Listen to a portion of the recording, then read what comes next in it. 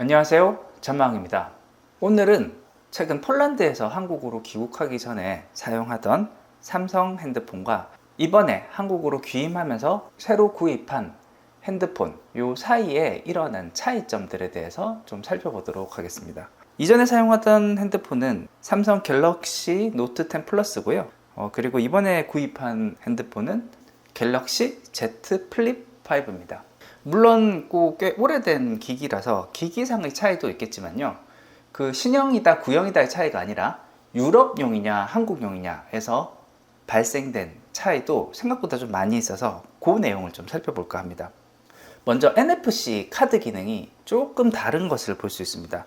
요 위에서 이렇게 아래로 쓸어 내려서 여기 있는 메뉴들을 쭉 내려서 보면요, 요 넘겨서 보면 NFC 메뉴가 있는 것을 볼 수 있습니다. 둘 다 NFC 모드가 있는 것을 볼 수 있는데요, 유럽형 같은 경우는 NFC 모드를 켰다가 껐다가 하는 이 온오프만 있는 반면에 한국에서 나온 갤럭시 폰 같은 경우는요, 기본 모드, 그리고 카드 모드, 그리고 NFC를 끄는 모드, 이렇게 세 가지 모드로 운영이 되는 것을 볼 수 있습니다. 아마도 이게 원인이었을 것 같은데요, 그래서인지 유럽용 갤럭시 폰에서는 삼성페이 그리고 모바일 티머니를 설치해서 사용하는 것이 불가능했습니다. 억지로 설치를 하고 실행을 해보더라도요, 이게 지원하지 않는 기기다 라고 이렇게 에러 메시지가 뜨더라고요. 실제 구글 플레이에 가서 모바일 티머니를 쳐보면요, 이와 같이 모바일 티머니가 메뉴에서 없는 것을 볼 수가 있습니다. 이게 지금 유럽 계정으로 들어왔을 때고요. 이걸 계정을 바꿔서 한국 계정에서 찾아보겠습니다. 한국 계정에서 모바일 티머니를 찾으면 이와 같이 모바일 티머니를 바로 찾을 수 있는 것을 볼 수 있습니다.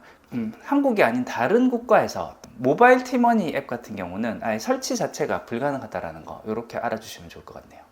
그리고 또 한 가지 굉장히 큰 차이가 있는 부분은요, 통화에 있는 녹음 기능입니다. 유럽 버전에서는요, 녹음 기능이 제공되지 않습니다.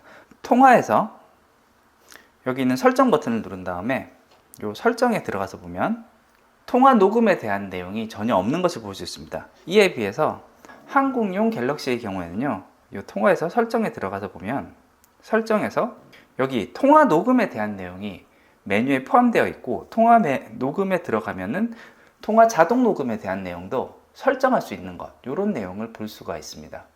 이와 같은 차이는 각 국가별로 법의 차이가 있어서 발생한 차이라고 합니다. 우리나라에서는 본인의 음성이 포함된 대화 내용을 녹음하는 것은 법에 위배되지 않는다고 하는 반면에 유럽이나 북미에서는 이 내용이 법에 저촉된다고 합니다.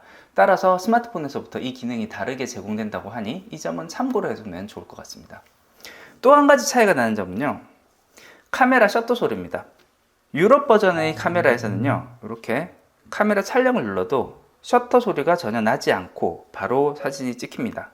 이에 비해서 한국 폰의 경우에는요, 반드시 이렇게 셔터 소리가 나오는 것을 볼 수 있습니다. 물론 이 소리가 나오지 않게 설정 해제하는 방법은 별도의 앱을 깔거나 별도의 방법이 좀 있는 것으로 알고 있는데, 우선 디폴트하게는 이 내용이 적용되어 있지 않다는 점, 이 점이 또 마찬가지로 국가 간의 차이로 인해서 다른 점이다 라고 보시면 좋을 것 같습니다. 예, 오늘은 제가 이번에 폰을 바꾸면서 좀 신기하게 생각한, 국가가 바뀌더라도 같은 제조사의 모델이면 동일 사양, 동일 기능이 구현되어 있으리라 생각했는데 생각보다 많은 기능 차이를 보이는 스마트폰의 기능들을 살펴봤습니다. 생각보다 많이 불편했던 것이 삼성페이를 사용하지 못하다 보니까 굉장히 불편했어요.